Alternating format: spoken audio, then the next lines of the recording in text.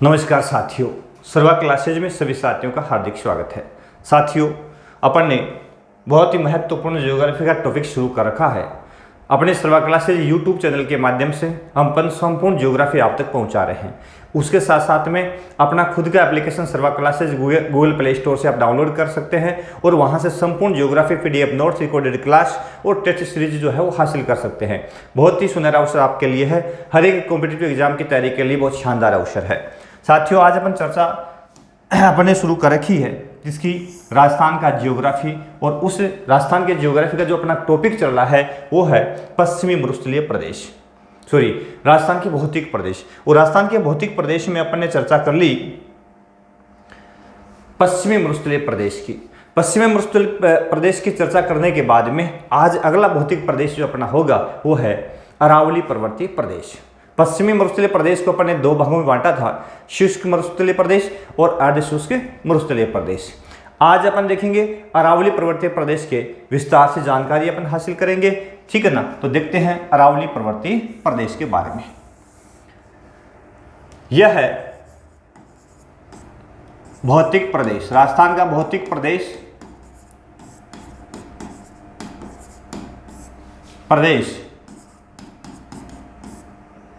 राजस्थान के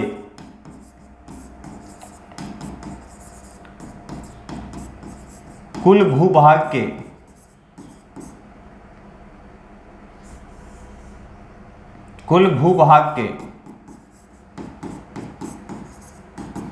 9% भाग पर फैला हुआ है।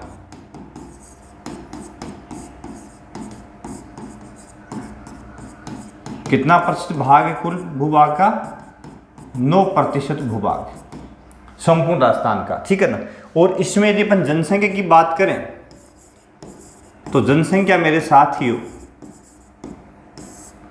यहां राजस्थान की कुल जनसंख्या, राजस्थान की 10%, राजस्थान की कुल जनसंख्या का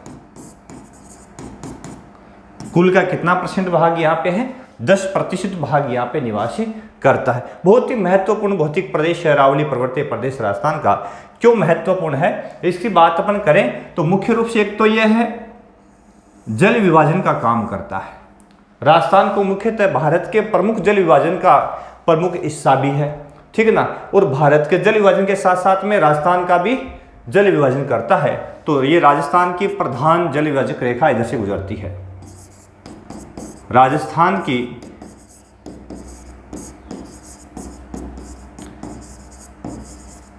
प्रमुख जल विभाजक।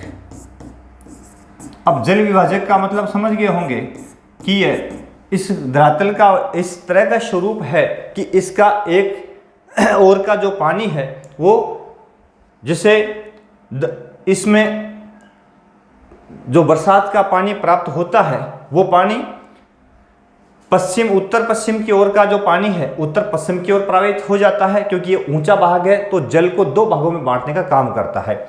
और दक्षिण पूर्व वाला जो भाग है वो दक्षिण पूर्व की ओर प्रवाहित हो जाता है। इसलिए इसको किस नाम से अपन जानते हैं? जल विभाजक के रूप में इसको जाना जाता है, ठीक है ना।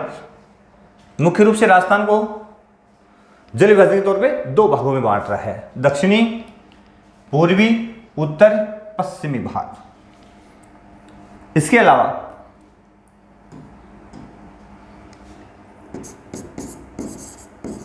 यह भाग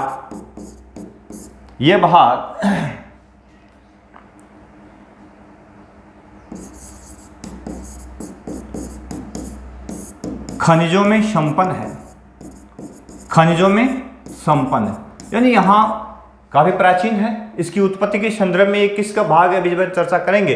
ये खनिजों में संपन्न है क्योंकि यहाँ पे बहुत सारे खनिज, जो राजस्थान में जितने भी खनिज मिलते हैं उनकी सर्वाधिक मात्रा लोहा, चांदी, तांबा, सोना, जस्ता, आवर्क, ठीक है ना। इसके अलावा ग्रेनाइट, ये बहुत सारे खनिज इसी प्रदेश में पाए जाते हैं।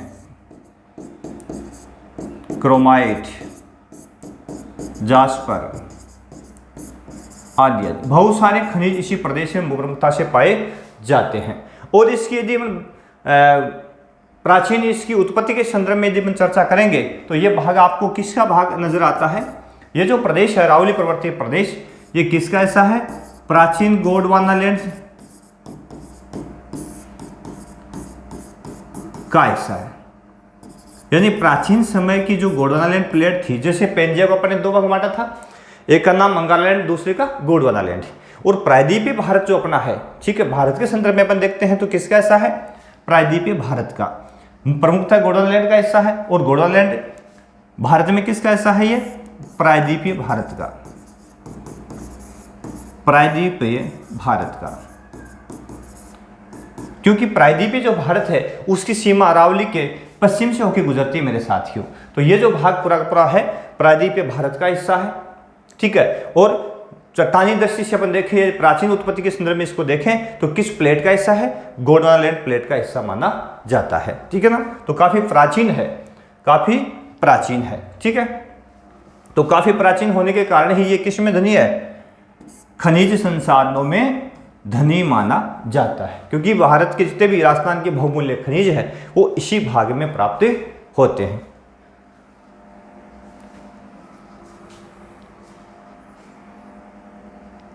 अब अरावली की कुछ जानकारी अपन ले लेते हैं। अरावली, अरावली पर्वतीय प्रदेश, अरावली पर्वत, ठीक है, इसकी चर्चा आपने शुरू कर रखी है। तो सबसे पहले अपन अरावली जो पर्वत है इसकी यदि अपन चर्चा करें तो यह सबसे प्राचीन है। यह है सबसे प्राचीन पर्वत माना जाता है, प्राचीन पर्वत है। साथ ही किसका ऐसा? जो प्री कैम्ब्रियन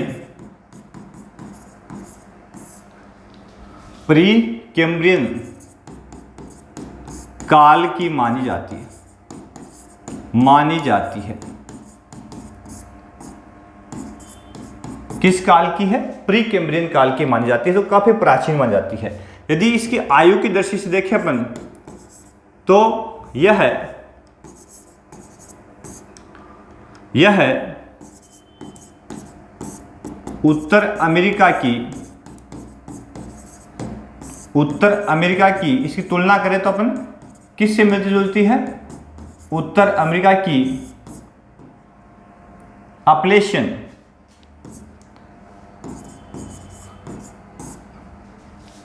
पर्वत श्रेणी के समान है। यानी विश्व में किस पर्वत श्रेणी के समान है? उत्तर अमेरिका की अपलेशियन पर्वत श्रेणी के समान है। अब अपलेशियन पर्वत श्रेणी की यदि बात करें तो ये उत्तरी अमेरिका महाद्वीप के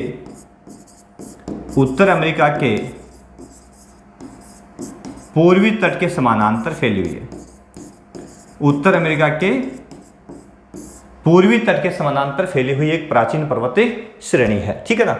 अब इसके पश्चिमी तट पर अमेरिका जो है उसके पश्चिमी तट पर तो रॉकी पर्वत श्रेणी है और इसके पूर्वी तट पर कौन सी है? अपलेशियन पर्वत श्रेणी। तो इस अपलेशियन पर्वत श्रेणी के समकालीन इसको माना जाता है, तो ये काफी प्राचीन पर्वत श्रेणी मानी जाती है। अब अरावली की यदि अपन बात करें कि ये कितनी लंबी है, तो अरावली की लंबाई की बात करें साथियों तो अरावली श्रेणी अपने गुजरात से स्टार्ट हो जाती है। कहां से स्टार्ट होती है? गुजरात से, पालनपुर गुजरात,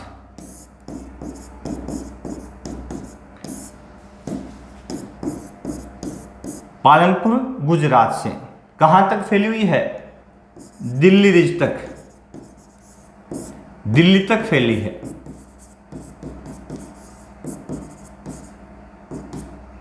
ठीक है, यहां यानी गुजरात यहां से स्टार्ट हो जाती है और यह जगह पालनपुर और यहां से स्टार्ट होकर के और यह पर्वत श्रेणी मेरे साथियों कहां तक है? यहां दिल्ली तक। कहां तक है? दिल्ली तक। यहां रायलसीना हिल जहाँ पे राष्ट्रपति भवन, तो दिल्ली तक इसका विस्तार है। अब ये यहाँ से स्टार्ट होकर के, गुजरात से स्टार्ट होकर दिल्ली तक, कई बुक्स में इसका उल्लेख ये भी आता है कि ये लक्षद्वीप का एक भाग है मिनिकोय। मिनिकोय इसका प्रारंभिक छोर माना जाता है। इसका मतलब ये अरब सागर में भी इसका विस्तार माना गया है। कई बुक्स में ऐसा भी पढ़ने को मिलता है। अरब सागर से होते हुए फिर ये गुजरात में प्रवेश करती है, वहाँ ये धरातल के ऊपर उड़ जाती है, ठीक है। और उसके बाद में राजस्थान में इसका विस्तार सर्वाधिक है और फिर दिल्ली तक ये कटी फटी टुकड़ों में पाई जाती है। तो अरब सागर से भी मानते हैं, लक्षद्वीप का जो मिनिकोय है वहाँ से भी मानते हैं। हालांकि जो भूगोल की अपन बात करेंगे तो भूगोल के अंदर यदि अपन देखें तो जो लक्षद्वीप की उत्पत्ति मानी गई है वो परवाल द्वीप के रूप में मानी गई है। परवाल एक समुद्र जीव, मूंगा प्रजाति के जीव जो संख्यात्मक दृष्टि से इकट्ठे रहते हैं, और वो जब मरते हैं तो उनके शरीर का जो ढांचा होता है, अस्थिपंजर होता है, वो कैल्शियम कार्बोनेट में कन्वर्ट होकर के और एक कैल्शियम कार्बोनेट का एक चूने का एक पठार बन जाता है, और उसी से लक्षद्वीप बना हुआ है ऐसा माना गया है। तो वहाँ से इसको मैं जोड़ूं तो मैंने कई बुक्स में पढ़ा है कि ऐसा है कि वहाँ से स्टार्ट होती है। तो लक्षद्वीप तो क्या है, परवाल है एक प्रकार का, है ना, मूंगा जीवों से उसकी जो उत्पत्ति हुई है, तो कह नहीं सकते, लेकिन माना गया है। कुछ बुक्स में ऐसा आता भी है। इसकी लंबाई यदि अपन बात करें मेरे दोस्तों, तो लंबाई अपन गुजरात के पालनपुर से इसको स्टार्ट करते हुए यहाँ से यदि इसको अपन पढ़ेंगे और यहाँ दिल्ली तक पढ़ेंगे तो ये 692 किलोमीटर लंबी है। कितनी है? 692 किलोमीटर लंबी है। तो लंबाई इसकी कुल कितनी है? 692 किलोमीटर, जो कहां से है? पालनपुर से दिल्ली तक। अब इसकी बात राजस्थान में आती है, तो राजस्थान में तो इसका प्रारंभ बिंदु यहीं से है, यहां से यहां तक, ठीक है ना, झुंझुनू तक। तो राजस्थान में किस रूप में है? इसकी दिशा की बात करें, दिशा कौन सी है? तो आपको पता है यह है किस दिशा की ओर फैली हुई है? उत्तर दक्षिण पूर्व पश्चिम। तो इस रूप में फैली है, उत्तर पूर्व से दक्षिण पश्चिम। तो इसका विस्तार किस ओर है? दिशा उत्तर पूर्व से दक्षिण पश्चिम की ओर इसका विस्तार है। यदि इसकी दिशा पूछ ले, कई बार पूछा है अरावली का विस्तार किस दिशा से किस दिशा की ओर है, तो उत्तर पूर्व से दक्षिण पश्चिम या दक्षिण पश्चिम से उत्तर पूर्व। यदि एक विकर्ण कर्ण के रूप में फैली है, कर्णवत है ये ना, एक प्रकार का विकर्ण है, खड़ी न होकर के इस रूप में ये फैली हुई है, दक्षिण पश्चिम से उत्तर पूर्व। ये बहुत बार पूछा गया प्रश्न है, तो ये भी आप ध्यान रखोगे कि ये किस दिशा में फैली हुई है। अब राजस्थान में यदि इसकी बात करें अपन, तो राजस्थान में इसकी लंबाई आपको पता है कितनी है? 550 किलोमीटर। कुल लंबाई 692 किलोमीटर, और राजस्थान में लंबाई कितनी है? 550 किलोमीटर। ये जो 550 किलोमीटर है, इसकी कुल लंबाई 692 जो किलोमीटर है, उसका लगभग 80% है ना। तो ये है कुल लंबाई का कितना परसेंट राजस्थान में है? कुल लंबाई का कितना परसेंट राजस्थान में है? 79.48%। तो कुल राजस्थान के अंदर जो अरावली की श्रेणी की जो लंबाई है वो कितनी है? 550 किलोमीटर। कितने में से? 692 में से। अब 692 से 550 यदि अपने यहाँ पे है, तो ये कुल का कितना परसेंट होगी? इस 692 में से 550 किलोमीटर, तो कुल का कितना परसेंट होगी मेरे साथियों?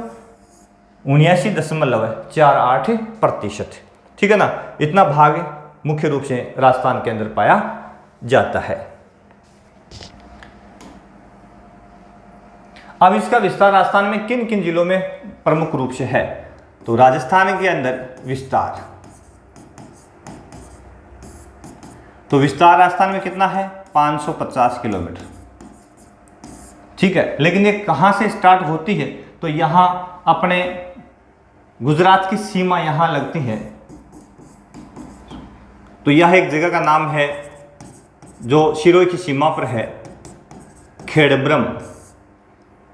खेड़ब्रम गुजरात की सीमा, खेड़ब्रम से कहाँ तक है, अपने झुन्नू में खेतड़ी, खेतड़ी सिंगाना झुन्नू, खेतड़ी सिंगाना झुन्नू तक इसका विस्तार है। ठीक है ना, तो खेतड़ी सिंगाना झुन्नू तक इसका विस्तार है। एक मिनट मेरे साथियों,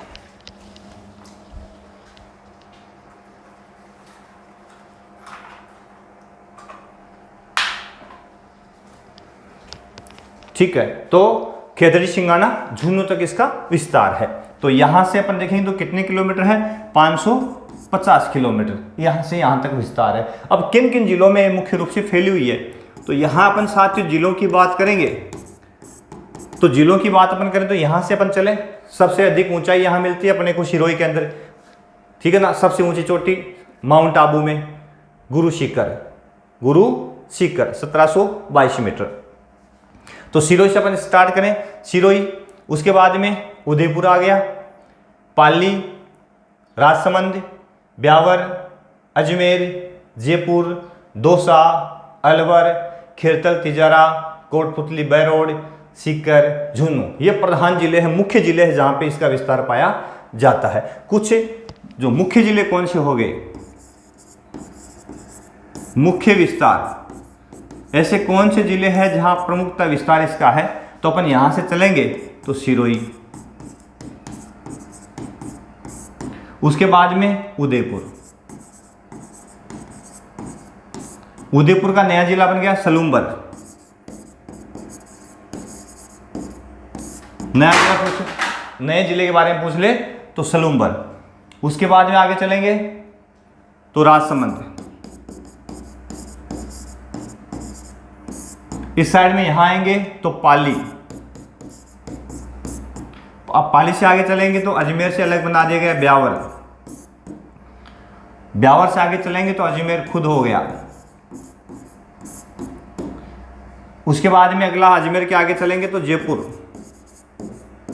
जयपुर के पश्चिम में साइड में चलेंगे तो सीकर, जयपुर के पूर्व की साइड में चलेंगे थोड़ा सा उत्तर पूर्व में तो दौसा, जयपुर के उत्तर पूर्व में आगे जाएंगे तो अलवर, अलवर के पश्चिम में चलेंगे तो यह हो गया खेरतल तिजारा, खेरथल तिजारा नया जिला अलवर से। ठीक है, उसके बाद में खेरतल तिजारा से यदि अपन पश्चिम में और चलेंगे तो आ गया अलवर का बहरोड, जयपुर का कोटपुतली नया जिला, बहरोड कोटपुतली।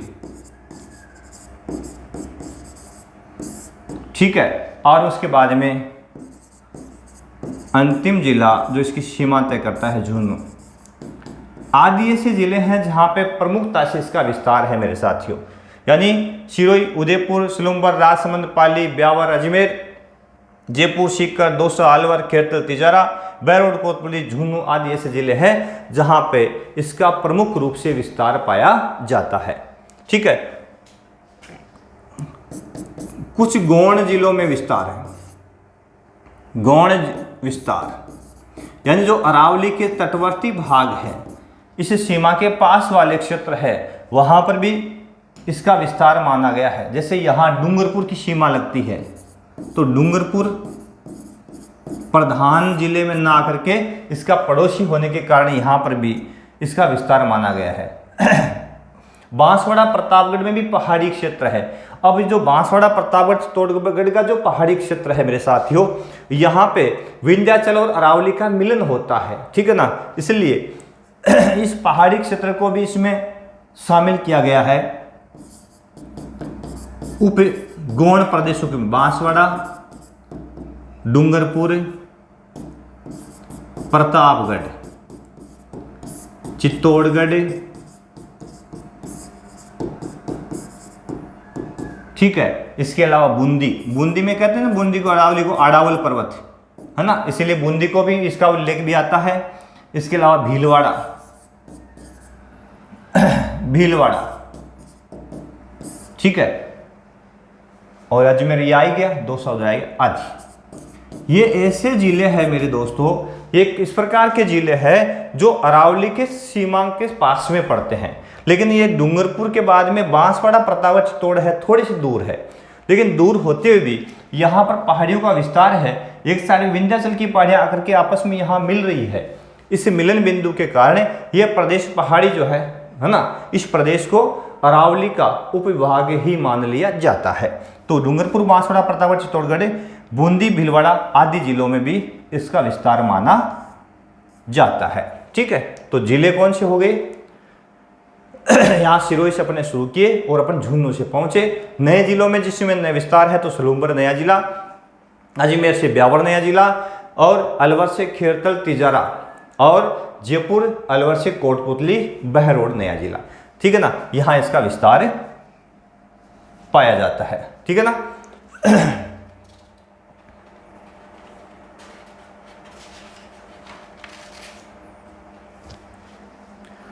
चलो ठीक है, आगे चलते। आगे यदि अपन देखेंगे, किसी चर्चा अपन ने शुरू कर रखी है मेरे दोस्तों, अरावली पर्वत प्रदेश, इसकी चर्चा अपन ने शुरू कर रखी है। अब देखेंगे राजस्थान का यह सबसे ऊंचा भाग है, तो इसकी औसत ऊंचाई कितनी है? यह बहुत बार पूछ लिया गया प्रश्न है कि इस अरावली की औसत ऊंचाई कितनी है। तो इसकी औसत ऊंचाई 930 मीटर मानी जाती है। कितनी है? 930 मीटर। हालांकि इसका उत्तरी अरावली, इसको अलग अलग भागों में अपन बांटेंगे तो उत्तरी अरावली, मध्य अरावली, दक्षिणी अरावली, इसकी सर्वाधिक ऊंचाई दक्षिण अरावली जो है यहाँ पाई जाती है। सिरोही में सबसे ऊंचा गुरु शिखर, अचलगढ़, शेर, जरगा, ये पहाड़ियाँ काफ़ी ऊंची है, जो कि 1500 मीटर से भी अधिक, 1400-1500 मीटर से भी अधिक ऊंची है।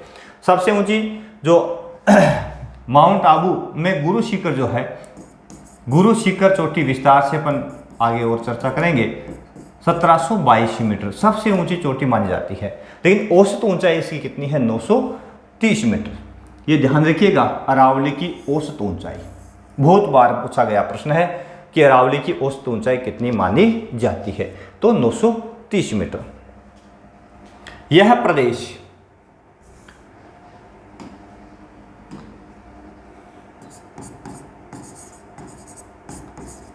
राजस्थान के मध्यवर्ती क्षेत्र में है। यह प्रदेश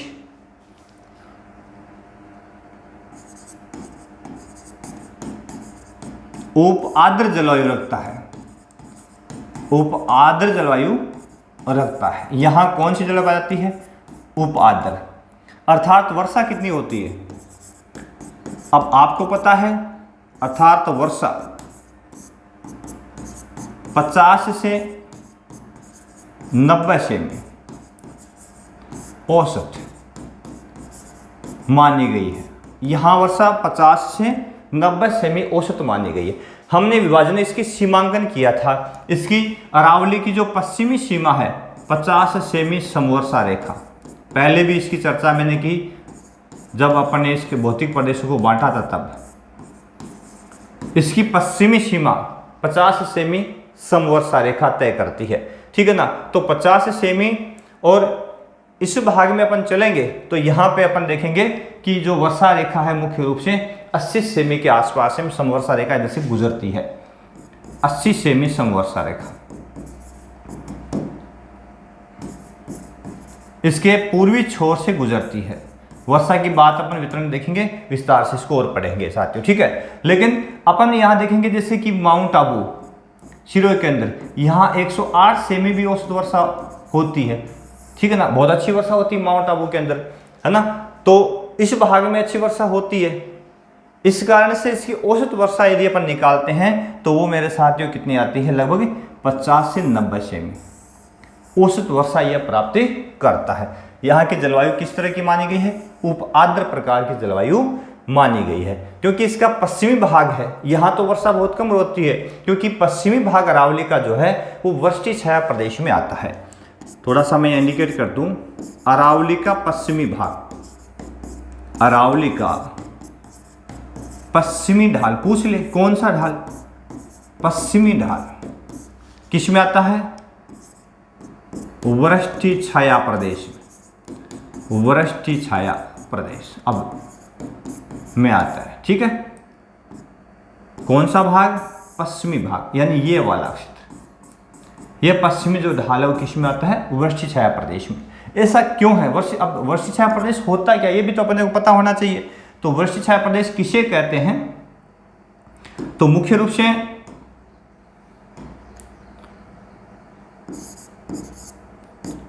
पहाड़ी का पवन विमुखी ढाल, कौन सा, पवन विमुखी ढाल वृष्टि छाया प्रदेश में आता है। क्योंकि जिस ओर से पवनें आती है वो अपने साथ में नमी और वर्षा लेकर के आती है, तो पहाड़ी के जिस ओर से ऊपर चढ़ती है पहाड़ी के ऊपर, तो वहाँ संघनन करके अच्छी वर्षा करती है। लेकिन उसके पीछे वाला जो भाग है वहाँ पहुँचते पहुँचते ये हवाएं शुष्क हो जाती है और इस साइड में वर्षा नहीं कर पाती है। इसलिए ये भाग जो पश्चिमी ढाल अरावली का वो किस में आता है, वृष्टि छाया प्रदेश में आता है। तो ये बहुत महत्वपूर्ण बिंदु है और यही कारण है कि बंगाली खाड़ी का जो मानसून आता है उस मानसून से अरावली क्या करती है, उस मानसून को यहीं रोक लेती है, अवरोध का काम करती है। किसका काम करती है, अवरोध का काम करती है। और इस मानसून की शाखा से अरावली के पश्चिम में किसी भी प्रकार की वर्षा नहीं होती है। फिर वर्षा यहाँ कौन सी होती है, तो यहाँ तो अरब सागरीय मानसून की शाखा से कुछ बारिश होती है। इसीलिए ये प्रदेश है मरुस्थलीय और वीरान और सूखा रह जाता है। और विस्तार से बताएंगे जब अपन जलवायु पढ़ेंगे, तब विस्तार से इस पर चर्चा और करेंगे क्यों सूखा रह जाता है। ठीक है, अभी तो अपन अरावली की बात कर रहे हैं। अब साथियों यहाँ पे वनस्पतियाँ कौन सी है, देखो पहाड़ी क्षेत्र होने के कारण इस भाग में आपको बहुत सारे वन आसानी से मिल जाएंगे। अनेक प्रकार के पेड़ पौधे आपको यहाँ मिलेंगे। ठीक है ना, जो उपाद्र जलवायु प्रदेश में आसानी से मिल जाते हैं। जैसे सामान्यतः पेड़ तो मिलते ही मिलते हैं, इसके अलावा जैसे कि अपन देखते हैं आंवला, पलास, हरड़, बहेड़ा, अमलतास,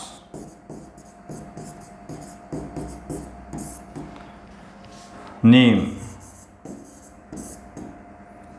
इसके अलावा इस भाग में पीपल, आम, ठीक है, और तेंदू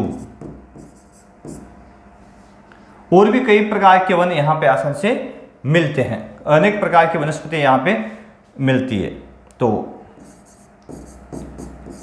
आज और भी वन इस प्रकार के हैं जो इस भाग में जो पहाड़ी क्षेत्रों में पाए जाते हैं। वो सारे पेड़ पौधे यहाँ पे मुख्यतः राजस्थान में जो वनस्पति मिल सकती है वो सारी इस भाग में अधिक मिलती है आपको, है ना। कई तरह की वनस्पतियाँ यहाँ देखने को मिलती है। तो ये अरावली पर्वतीय प्रदेश की सीमा, उसकी लंबाई, इसका विस्तार किन जिलों में प्रमुख है, किस में कम है, औसत ऊंचाई, औसत वर्षा, ठीक है। और यहाँ की मिट्टी की बात कर लें थोड़ी सी अपन, तो मृदा किस प्रकार की यहाँ की है। तो आपको पता है पहाड़ी क्षेत्र है तो मिट्टी किस प्रकार की है, तो यहाँ की मृदा आपको कैसी मिलेगी, इस भाग में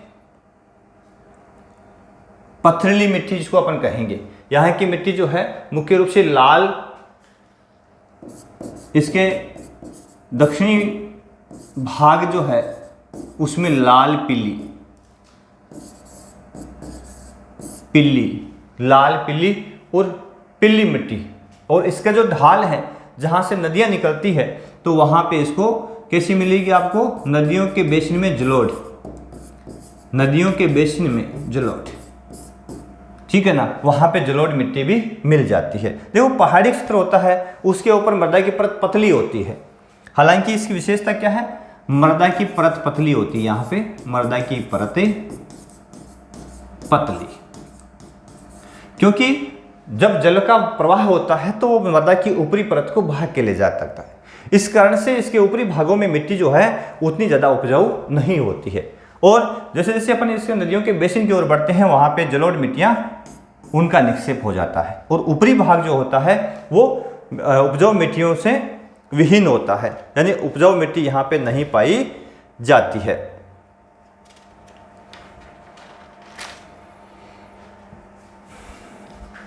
ठीक है, चलो जी आगे चलें, आगे चलते हैं।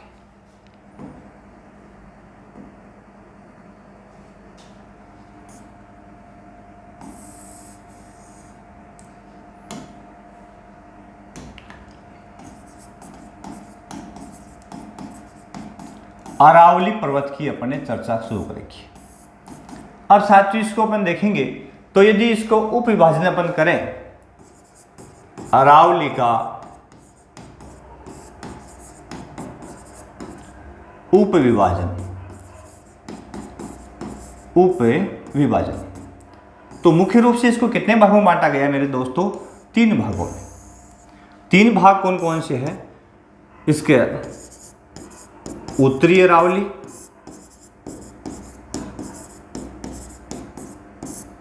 मध्य अरावली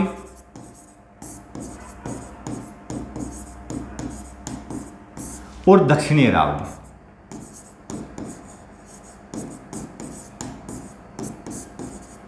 इस प्रकार इसको 3 भागों में बांटा गया, उत्तरी, मध्य और दक्षिणी अरावली। 1 सेकंड मेरे साथियों, चल रहा है सब ठीक है। उत्तरी, मध्य और दक्षिणी अरावली 3 भागों में इसको मुख्य रूप से बांटा गया है। तो यहां अपन देखेंगे कि यह वाला जो भाग है, यहां जयपुर और सीकर की सीमा सांबर से उत्तर, ये जो क्षेत्र है ये उत्तरी अरावली में शामिल है। ठीक है, कौन सा? इसकी अपन बात करेंगे तो ये कौन सा भाग है उत्तरी अरावली में? सांबर जयपुर से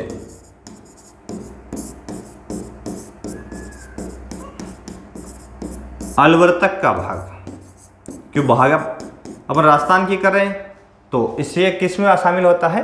उत्तरी अरावली में। और इसमें प्रमुख रूप से किन जिलों में इसका विस्तार है?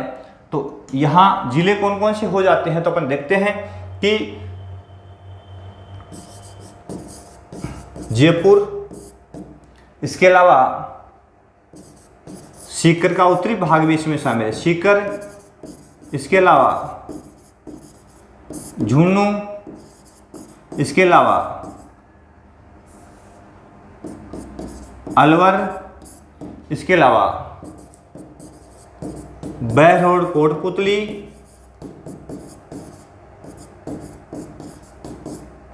इसके अलावा खेरथल, तिजारा व दौसा। अब उत्तरी अरावली इन जिलों में फैली हुई है। कौन कौन से हो गए? जयपुर, तो जयपुर, सीकर, झुंझुनू, है ना, यहाँ पे दौसा, यहाँ पे अलवर, यहाँ पे खेरथल, तिजारा और कोटपुतली, बहरोड। मुख्य रूप से इन जिलों में इसका विस्तार पाया जाता है। तो जिलों की पोषण आपको पता ही हो जाएगी। यानी यहाँ पे कौन सा आ गया अपना? जयपुर, यहाँ कौन सा आ गया? सीकर, यहाँ कौन सा आ गया? झुंझुनू, यहाँ कौन सा आ गया? दौसा, यहाँ कौन सा आ गया? अलवर, यहाँ कौन सा आ गया? खेरथल, तिजारा, और यहाँ कौन सा आ गया? कोटपुतली, बहरोड। ठीक है ना। अवस्थित लोकेशन भी आपको पता हो, नाम मैं लिख दूं यहाँ पे। यहाँ पे जयपुर, इधर सीकर, यहाँ झुंझुनू और यहाँ पे आ गया कोटपुतली, बहरोड।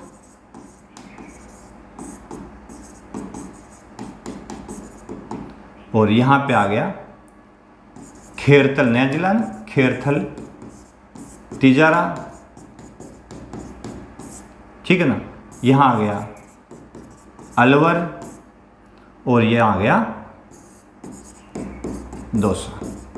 इन जिलों में उत्तरी अरावली का विस्तार है। तो अपने कितने भागों में बांटा है इसको? 3 भागों में। पहला भाग उत्तरी, दूसरा मध्य, तीसरा दक्षिणी अरावली। अब उत्तर के बाद में मध्य अरावली की अपन बात करते हैं साथियों, तो इसके अंदर मुख्य रूप से यह है, कहाँ फैली हुई है, विशेष रूप से अजमेर में, अजमेर ब्यावर, है ना, तक। अजमेर और ब्यावर में, अजमेर का ही भाग है, यहां आ गया अजमेर,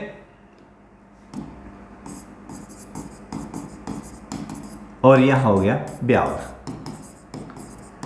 ठीक है, फिर आगे किसकी सीमा लगी, मेरवाड़ा की, यानी मेरवाड़ा का जो प्रदेश है यहां पाली की सीमा पर, यहां तक मेरवाड़ा सीमा इसको दक्षिण अरावली से अलग करती है। तो अजमेर ब्यावर यानी कहां तक, मेरवाड़ा तक।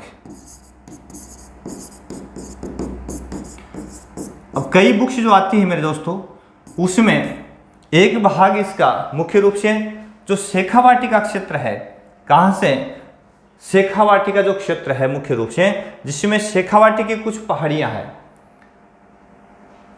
शेखावाटी की कुछ पहाड़ियां हैं जो इसी भाग में शामिल की गई है।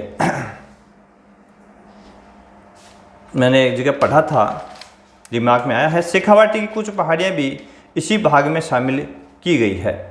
और वो कौन कौन सी पहाड़ियां हैं, अभी एक बुक थी मैंने,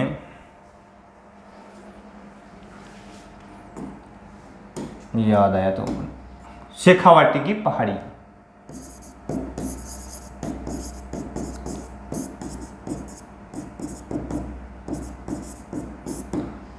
ठीक है ना, एच.एस. शर्मा की बुक है, उसमें शेखावाटी की पहाड़ियों को भी मध्य अरावली में शामिल किया गया है। किसमें शामिल किया गया है, मध्य अरावली में शामिल किया गया है। कहां से, सांबर से सिंघाना तक की पहाड़ियां, ये जो पहाड़ियां हैं इसको भी मध्य अरावली में एच.एस. शर्मा ने अपनी बुक के अंदर दिखाया है। तो यह भाग भी आता है कई भागों में। फिर आता है दक्षिणी अरावली, और दक्षिणी अरावली की यदि अपन बात करते हैं मेरे दोस्तों, तो यहां अपन देखेंगे कहां से,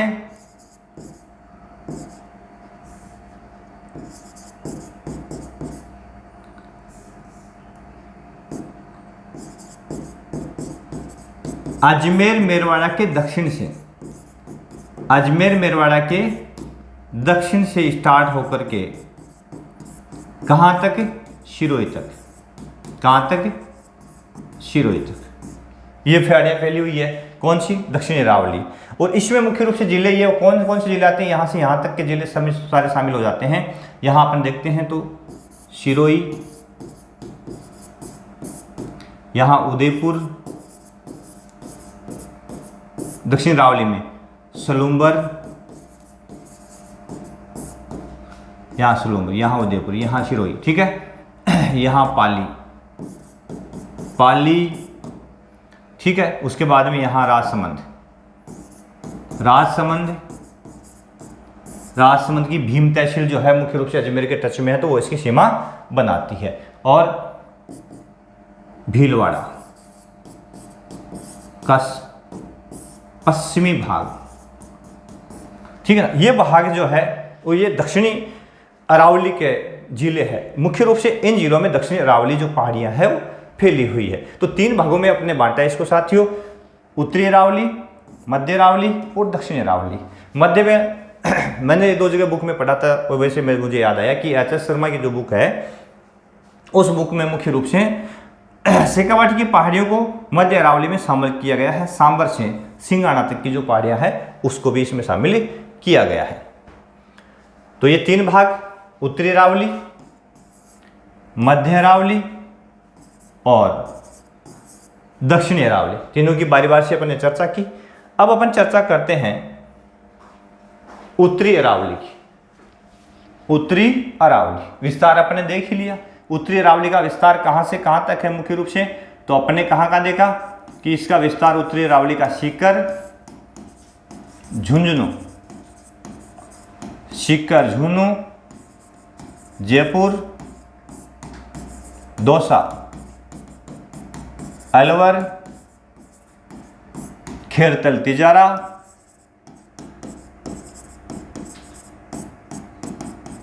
याद रह जाएंगे आपको जिले, वह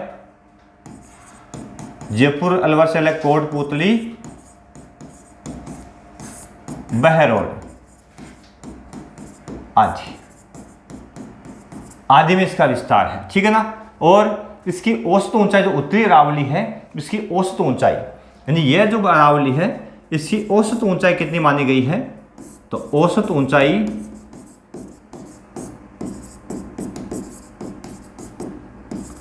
430 मीटर। औसत ऊंचाई इसकी कितनी मानी गई, 430 मीटर इसकी औसत ऊंचाई के रूप में इसको माना गया। सॉरी 450, माफ कीजिएगा।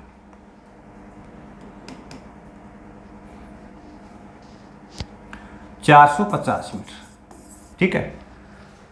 हाँ, तो यहां की औसत ऊंचाई, यहां प्रमुख चोटियां अपन देखते हैं कौन कौन सी है, लेकिन इसकी औसत ऊंचाई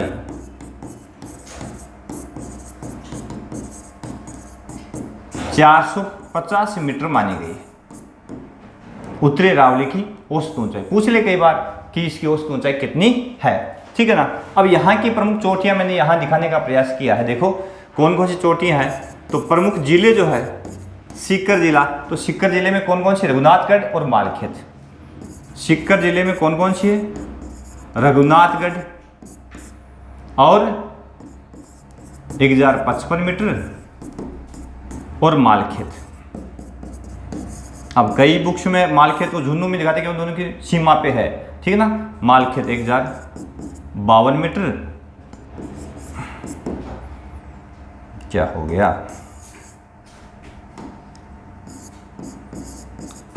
1052 मीटर मालखेत, और एक हर्ष पहाड़ी जिसके ऊपर भैरवनाथ मंदिर है और जीन माता का मंदिर है, हर्ष पर्वत है ना। इसकी ऊंचाई 820 मीटर आती है, ठीक है। अब इसमें सबसे महत्वपूर्ण बात यह है, कई बार पूछा गया है कि उत्तरी अरावली की सबसे ऊंची चोटी, तो उत्तरी अरावली की सबसे ऊंची चोटी, सबसे ऊंची चोटी कौन सी है, रघुनाथगढ़, ये वाली रघुनाथगढ़ चोटी को उत्तरी अरावली की सबसे ऊंची चोटी माना जाता है। कितनी ऊंचाई है, 1055 मीटर, याद रखिएगा 1055 मीटर उत्तरी अरावली की सबसे ऊंची चोटी के रूप में इसको जाना जाता है। इसके अलावा मालखेत भी 1052 मीटर है और हर्ष पर्वत भी 820 मीटर है। तो ये तो होगी अपने सीकर जिले की प्रमुख चोटियां। इसके अलावा अन्य जिला जैसे झुन्नू की प्रमुख चोटियां। अब झुन्नू जिले में अपन चलते हैं यहाँ पे, तो सीकर के इस साइड में यहाँ झुन्नू की चोटियां यहाँ मिलेगी आपको। तो यहाँ 3 चोटी प्रमुख है, बबाई, एक तो है बबाई, एक है बाबाई। बाबाई चोटी जयपुर में आती है और बबाई झुन्नू में आती है। तो बबाई लोहारगढ़ और भोजगढ़, ठीक है ना। तो बबाई, लोहारगढ़, इस लोहारगढ़ के बारे में आपको पता ही होगा कि इसकी 24 कोसीय परिक्रमा अपने यहाँ करते हैं काफी लोग, ठीक है ना। तो बाबाई 780 मीटर और लोहारगढ़ आपके समक्ष है 1051 मीटर, मालखेत 1052 मीटर और ये 1051 मीटर, ठीक है। और उसके बाद में कौन सी होगी, भोजगढ़। ये 3 चोटी झुन्नू के अंदर है, ये 997 मीटर, 997। ये 3 चोटियां झुन्नू जिले में आती है अपने, Babai 780 meter, Lohargarh 1051 meter, Bhojgarh 997 meter. तो यहाँ मानचित्र के माध्यम से आपको नजर आ ही रहा होगा, ये चोटियां जो है किसमें है, झुन्नू के अंदर।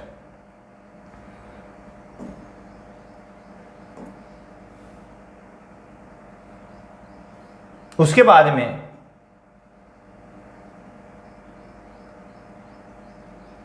अगला भाग, अगला जिला कौन सा है। अब चलते हैं अपन नया जिला जो बना है, कौन सा, बहरोड कोटपुतली, जयपुर और अलवर से अलग हुआ है। यहां कौन सी चोटियां आई है, अब ये थोड़ा सा याद रखिएगा, मैंने भी काफी जगह सर्चिंग करके, क्योंकि इसकी पूरी जानकारी अभी तक आई नहीं है ना। बहरोड कोटपुतली ये नया जिला आ गया। तो इसमें प्रमुख चोटियां कौन कौन सी आई है, तो बिलाली, ठीक है ना, बिलाली जो अलवर में आती थी 775 मीटर, ये बहरोड कोटपुतली में, क्योंकि ये बहरोड में थी।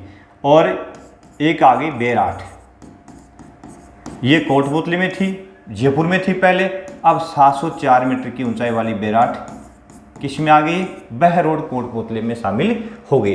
तो बहरोड कोटपुतली में बिलाली और बैराठ, ठीक है ना। फिर अपन चलते हैं जयपुर की प्रमुख पर्वत चोटियां कौन सी है, जयपुर। तो जयपुर में आप चलोगे तो जयपुर की ये चोटियां यहां मिलेगी, यहां दौसा आ गया तो यहां ये जयपुर है ना। तो जयपुर की प्रमुख चोटियां कौन कौन सी हो जाएगी आपके समक्ष ही है, खो। अब देखो कई बुक्स में जो खो चोटी है जयपुर जिला, अब कई बुक्स में खो जो है, कई गाइड वालों ने जो खो 920 मीटर इसको अलवर में दिया है, लेकिन कई बुक्स मैंने पढ़ी, जैसे कि अभी मैंने कहा कि एच.एस. शर्मा की है, हरिमोहन सक्सेना की जो बुक पढ़ी मैंने, उसके अंदर मुख्य रूप से खो जो है वो जयपुर में आती है 920 मीटर, खो की ऊंचाई 920 मीटर है। और उसके बाद में जैसे आती है अपने मनोरपुरा, बैराठ, मनोरपुरा, बैराठ, ठीक है। इसके अलावा आगे जयगढ़, नाहरगढ़, बरवाड़ा, जयगढ़, नाहरगढ़, बरवाड़ा, ठीक है। और बाबई, बब्बाई तो है झुंझुनू में, और बाबई मुख्य रूप से कहाँ पे है, जयपुर में। तो इसकी ऊंचाई अपन 920, खो तो 920 हो गई। मनोरपुरा 747 आपको याद रखनी है, ठीक है ना। बैराठ 704, जयगढ़ 648, इसके अलावा अपनी कौन सी हो गई, नाहरगढ़ 599, ठीक है। फिर बच गई बरवाड़ा 786, ये मीटर में ऊंचाई, और बाबई 792। ये प्रमुख चोटियां किस जिले में है, जयपुर जिले के अंदर। तो आप इनको भी यहाँ याद रख लीजिएगा कि जयपुर की प्रमुख चोटियां इस भाग में मिलेगी आपको, खो, मनोरपुरा, बैराठ, जयगढ़, नाहरगढ़, बरवाड़ा और बाबई प्रमुख चोटियां इस भाग की है। उत्तरी अरावली की अपन बात करें, बची कौन सी है, अलवर की प्रमुख चोटियां बची है, किसकी, अलवर की। अलवर में अपन चलते हैं कि अलवर जिले की प्रमुख चोटियां कौन कौन सी है। तो अलवर के अंदर पर देखते हैं, बहुत बार पढ़ा भी है, महत्वपूर्ण चोटी है भेरांच, कौन सी है, भेरांच, है ना, 792 मीटर। एक अलवर का किला जिस चोटी पर है वो अलवर दुर्ग, यही नाम आता है इसके बारे में, अलवर दुर्ग। और ये होनी चाहिए 597 मीटर। और एक आती है अपने शिरावास, शिरावास चोटी, कौन सी है, शिरावास, और ये आती है 651 मीटर, 651 होनी चाहिए, 651 मीटर, ठीक है, बिल्कुल राइट। तो ये अलवर की प्रमुख चोटियां है, ठीक है ना। अब यहाँ अलवर जिला आपको नजर आएगा, यहाँ आप देख रहे हो इस भाग में, आप यहाँ दौसा लग गया नीचे, तो यहाँ कौन सा लगे, ये वाला दौसा, और इसके ऊपर ये वाला भाग अलवर, क्योंकि ये वाला जो भाग था, ये वाला जो भाग है, यहाँ कौन सा जिला बन गया, खेरथल तिजारा बन गया, खेरथल, ठीक है। और यहाँ कोटपुतली बहरोड वाला जो क्षेत्र था, ये जयपुर का और अलवर का मिलाकर के ये कोटपुतली बहरोड, ये आपको पता हो ही गया, जिला, नया जिला आपको बता दिए। ये बीच वाला क्षेत्र किसका बचा है, अलवर का, ये वाला भाग, ठीक है। तो यहाँ मुख्य रूप से भेरांच मिलेगी, अलवर दुर्ग और शिरावास, ये तीन चोटियाँ प्रमुख रूप से अलवर के अंदर पाई जाती है। तो ये उत्तरी अरावली अपनी संपन्न होती है, यानी उत्तरी अरावली की चोटियों की चर्चा अपने इस भाग में की है। उत्तरी अरावली की चर्चा आपने शुरू की है, तो यहाँ की प्रमुख चोटियाँ कौन कौन सी है उसके बारे में आपको पता लग गया होगा। अब साथियों यहाँ मुख्य रूप से सेलें कौन सी पाई जाती है। देखो अरावली जो प्रमुख है, तो संपूर्ण जो अरावली मुख्य रूप से किन सेलों से बनी है, तो काफ़ी प्राचीन है, क्योंकि आग्नेय सेलों से बनी है, और आग्नेय सेलों में मुख्य रूप से ग्रेनाइट है, सिस्ट है, रायोलाइट है, आदि आदि सेलों से इसका निर्माण हुआ है। दक्षिण में अपन जालोर की तरफ जाते हैं तो ग्रेनाइट खूब सारा मिलता है ना, उन सेलों में ग्रेनाइट और सिस्ट खूब मिलता है, ठीक है। इसके अलावा जो उत्तरी अरावली मुख्य रूप से है, तो यहाँ की सेलें मुख्य रूप से किस प्रकार की है, तो वैसे ये दिल्ली क्रम की, इसका कालक्रम में अपन देखते हैं तो दिल्ली क्रम की सेलें हैं। कभी अपन सेलों का कालक्रम विस्तार से पढ़ेंगे। दिल्ली क्रम की सेलें हैं, और यहाँ प्रमुख रूप से किस प्रकार की सेलें मिलती है, तो यहाँ रायोलाइट और सिस्ट प्रकार की सेलें पाई जाती है। उत्तरी अरावली रायोलाइट और सिस्ट प्रकार की सेलें पाई जाती है। तो इस प्रकार से यह अरावली का उत्तरी क्षेत्र था, ठीक है। तो यहाँ से प्रश्न बहुत बार पूछ लेते हैं कि यह ये दिल्ली क्रम वाला तो काफ़ी डीपली प्रश्न हो जाता है कि किस कालक्रम के, लेकिन यहाँ सेलों के प्रकार कौन कौन से हैं, इस तरह के बारे में कभी कभार ये पूछ लिया जाता है। तो इनका पता भी आपको होना चाहिए, दिल्ली क्रम की सेलें कौन कौन सी है। और भी यहाँ पे कुछ सेल क्रम इसके उपभाग मिलते हैं, जैसे क्वार्टजाइट और फाइलाइट भी मिलता है। क्वार्टजाइट और फाइलाइट ये सेल भी यहाँ मिलती है। क्वार्टजाइट और फाइलाइट भी यहाँ पे मिलती है, तो इनके बारे में भी थोड़ा आप मेमोराइज रखेंगे, ठीक है। तो ये हो गया अपना अरावली पर जो पर्वतीय प्रदेश है उसका एक भाग, कौन सा, उत्तरी अरावली। अगले क्लास में, अगले वीडियो में साथियों अपन चर्चा करेंगे मध्य अरावली और दक्षिण अरावली। मध्य अरावली की प्रमुख चोटियाँ और दक्षिण अरावली की प्रमुख चोटियाँ, ये महत्वपूर्ण बिंदु रहेगा, क्योंकि मध्य अरावली में चोटियाँ बहुत कम है, क्योंकि अजमेर के अंदर बहुत कम ही है, तारागढ़ वगैरह मिलती है ना, तारागढ़ है, अचलगढ़ है, शेर है, जरगा है ना, ये मध्य और दक्षिण अरावली की प्रमुख चोटियाँ हैं। वहाँ पर चर्चा विस्तार से करेंगे, तो आप जरूर जुड़े अपने सर्वा क्लासेज से, देखते रहिए सर्वा क्लासेज यूट्यूब चैनल, साथ साथ में अपना एप्लीकेशन डाउनलोड कर लीजिए और संपूर्ण ज्योग्राफी है उसका अध्ययन करते रहें। बहुत बहुत धन्यवाद सर्वा क्लासेज से जुड़ने के लिए। सभी साथी क्लास को शेयर अवश्य कर दें। तो फिर मिलेंगे अगली क्लास में, तब तक के लिए नमस्कार। जय हिंद, जय भारत।